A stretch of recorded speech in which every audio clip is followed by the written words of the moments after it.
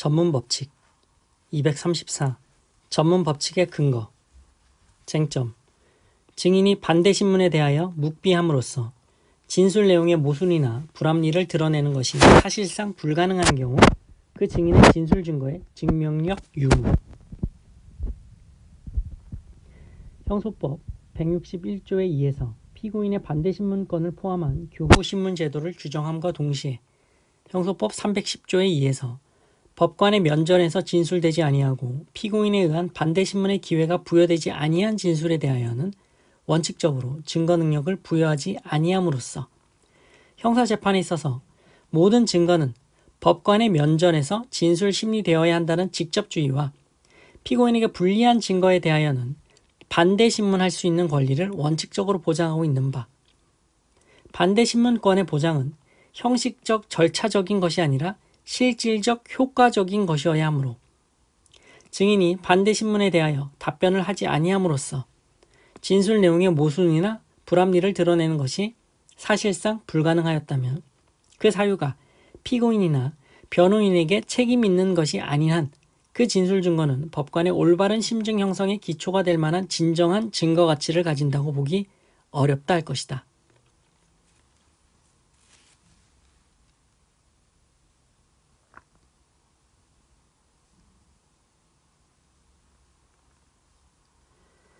적법 절차에 의한 공개법정에서의 공정한 재판을 받을 권리 보장을 위하여 현대민주국가에서는 형사소송 절차상의 증거법에 있어서도 임의성 없는 증거와 유일한 증거인 자백에 대한 증거 능력을 배제하는 한편 공판중심주의에 의한 직접주의와 반대신문의 기회가 부여되지 않은 전문 증거에 대한 증거 능력을 부인하는 전문법칙을 채택하고 있다.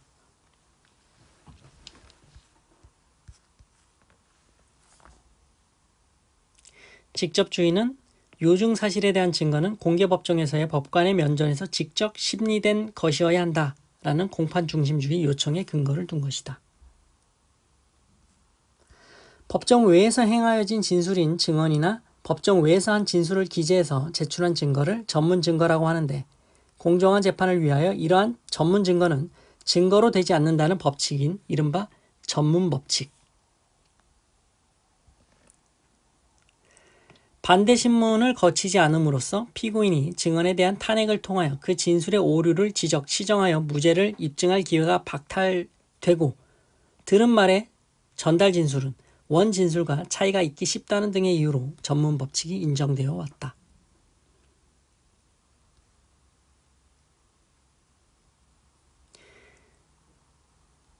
반대신문에 관한 형소법 규정, 전문법칙에 관한 형소법 규정 311조 내지 316조에 규정한 것 이외에는 공판준비 또는 공판기일에서의 진술에 대신하여 진술을 기재한 서류나 공판준비 또는 공판기일 외에서의 타인의 진술을 내용으로 하는 진술은 이를 증거로 할 수 없다.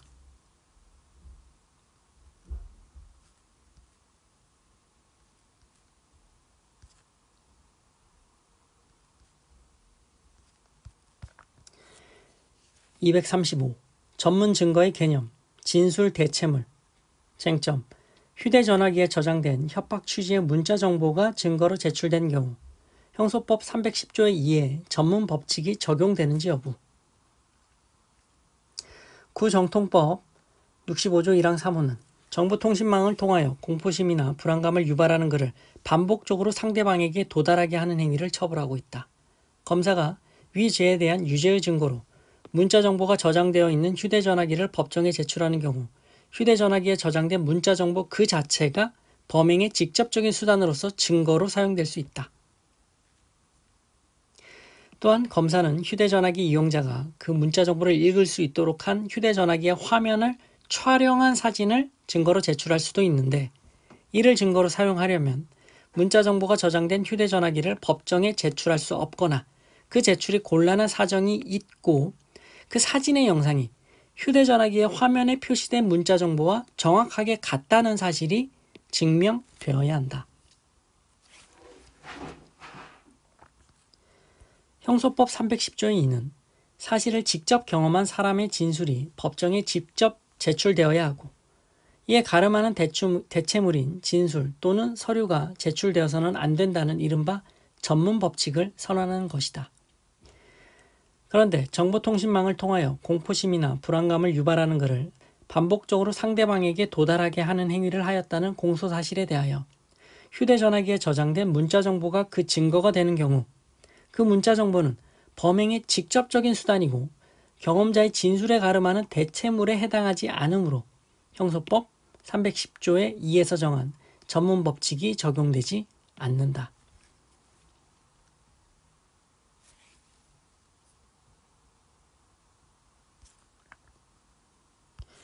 236.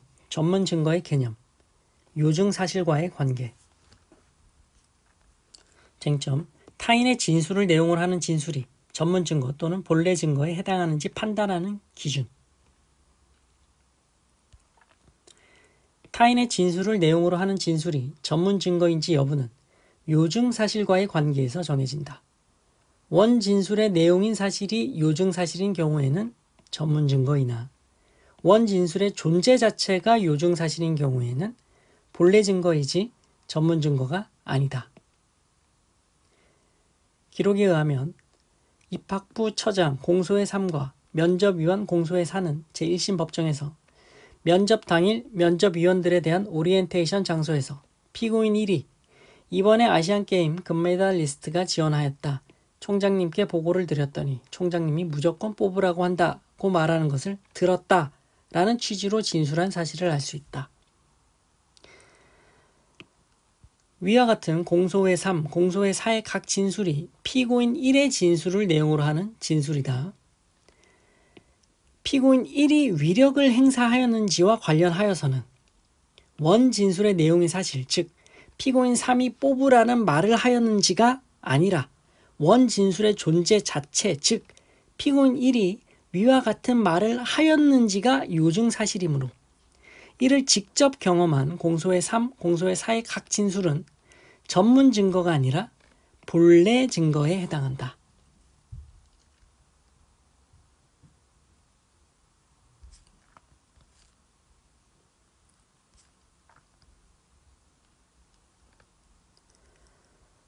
기록에 비추어 보면 공소의 2는 전화를 통하여 피고인으로부터 2005년 8월경 건축 허가 담당 공무원이 외국 연수를 가므로 사례비를 주어야 한다는 말과 2006년 2월경 건축 허가 담당 공무원이 4천만 원을 요구하는데 사례비로 2천만 원을 주어야 한다는 말을 들었다는 취지로 수사기관 1심, 원심 법정에서 진술하였다. 피고인의 위와 같은 원 진술의 존재 자체가 이 사건 알선 수재죄에 있어서의 요증 사실이므로 이를 직접 경험한 공소의 2가 피고인으로부터 위와 같은 말을 들었다고 하는 진술들은 전문 증거가 아니라 본래 증거에 해당한다.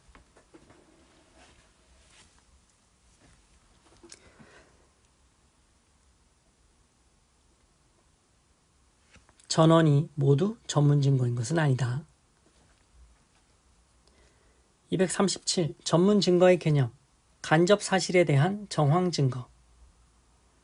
어떤 진술이 범죄 사실에 대한 직접 증거로 사용함에 있어서 전문 증거가 되는 경우 그와 같은 진술을 하였다는 것 자체 또는 그 진술의 진실성과 관계없는 간접 사실에 대한 정황 증거로 사용함에 있어서도 반드시 전문 증거가 되는 것은 아니다.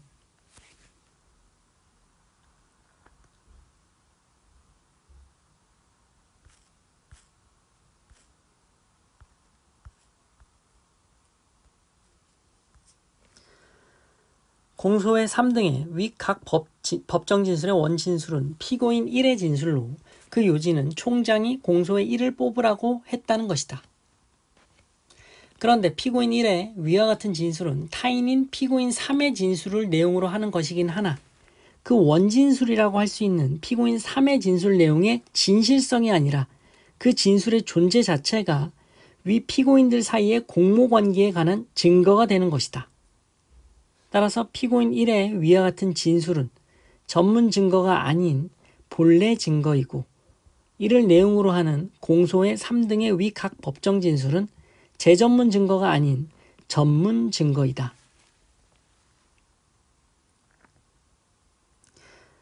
그러나 공소의 3등의 위 각 법정 진술은 피고인 3가의 관계에서 형소법 316조 2항에 정한 피고인 아닌 자의 공판기일에서의 진술로서 피고인 아닌 타인의 진술을 그 내용으로 하는 것에 해당하므로 원 진술자인 피고인 1이 사망, 질병, 기타 사유로 인하여 진술할 수 없는 경우에 한하여 이를 증거로 할 수 있는데 그와 같은 요건이 갖추어지지 않았으면 기록상 분명하다. 따라서 피고인 3가의 관계에서 위 각 진술 및 이를 기재한 서류를 위 피고인이 공소의 1을 뽑으라고 지시하였는지 여부를 증명하기 위한 직접 증거로 사용할 수 없다는 원심 결론은 정당하다.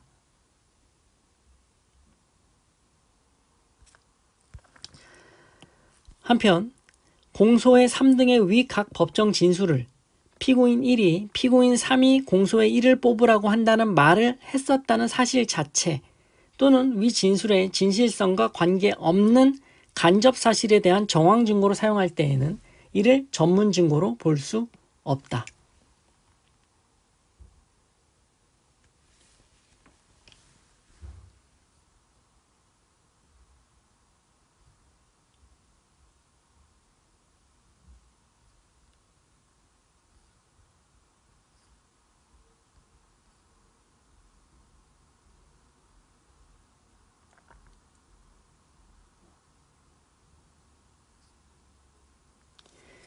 (238) 전문 증거의 개념, 전문 법칙의 잠탈 불허. 형소법은 310조의 2에서 원칙적으로 전문 증거의 증거 능력을 인정하지 않고 311조부터 316조까지 정한 요건을 충족하는 경우에만 예외적으로 증거 능력을 인정한다. 다른 사람의 진술을 내용으로 하는 진술이 전문 증거인지는 요증 사실이 무엇인지에 따라 정해진다. 다른 사람의 진술, 즉 원진술의 내용인 사실이 요증 사실인 경우에는 전문 증거이지만 원진술의 존재 자체가 요증 사실인 경우에는 본래 증거이지 전문 증거가 아니다. 어떤 진술이 기재된 서류가 그 내용의 진실성이 범죄 사실에 대한 직접 증거로 사용될 때에는 전문 증거가 되지만 그와 같은 진술을 하였다는 것 자체 또는 진술의 진실성과 관계없는 간접 사실에 대한 정황 증거로 사용될 때에는 반드시 전문 증거가 되는 것은 아니다.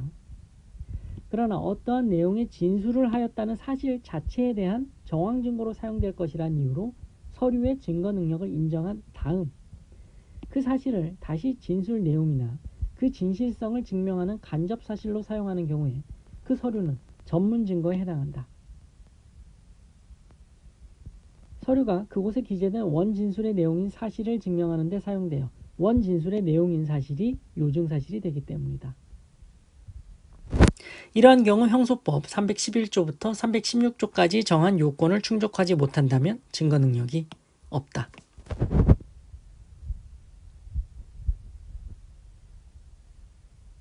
공소의 9회 업무 수첩 등에는 전 대통령과 개별 면담자가 나눈 대화 내용을 전 대통령이 단독 면담 후 공소의 9회에게 불러주었다는 내용, 대화 내용 부분과 전 대통령이 공소의 9회에게 지시한 내용, 지시사항 부분이 함께 있다.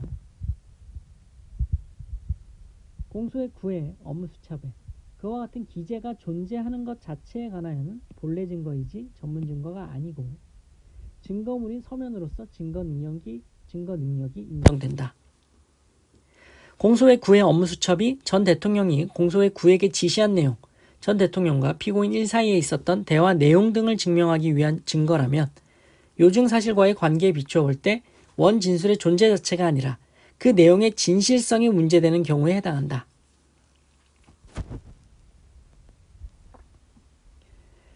공소의 9회 업무 수첩 등의 대화 내용 부분이 전 대통령과 개별 면담자 사이에서 대화 내용을 증명하기 위한 진술 증거인 경우에는 전문 진술로서 형소법 316조 2항에 따라 원 진술자가 사망 등 이에 준하는 사유로 진술할 수 없고 그 진술이 특히 신빙할 수 있는 상태에서 한 것임이 증명된 때 한해 증거로 사용할 수 있다. 이 사건에서는 공소의 9회 업무 수첩 등이 이 요건을 충족하지 못한다. 따라서 공소의 9회 업무 수첩 등은 전 대통령과 개별 면담자가 나눈 대화 내용을 추단할 수 있는 간접 사실의 증거로 사용하는 것도 허용되지 않는다. 이를 허용하면 대화 내용을 증명하기 위한 직접 증거로 사용할 수 없는 것을 결국 대화 내용을 증명하는 증거로 사용하는 결과가 되기 때문이다. 공소의 9의 진술 중 지시사항 부분은 전 대통령이 공소의 9에게 지시한 사실을 증명하기 위한 것이라면 원 진술의 존재 자체가 요증 사실인 경우에 해당하여 본래 증거이고 전문 증거가 아니다. 공소의 9의 업무 수첩 중 지시사항 부분은 형소법 313조 1항에 따라 공판 중비나 공판 기일에서 그 작성자인 공소의 9의 진술로 성립의 진정함이 증명된 경우에는 진술 증거로 사용할 수 있다.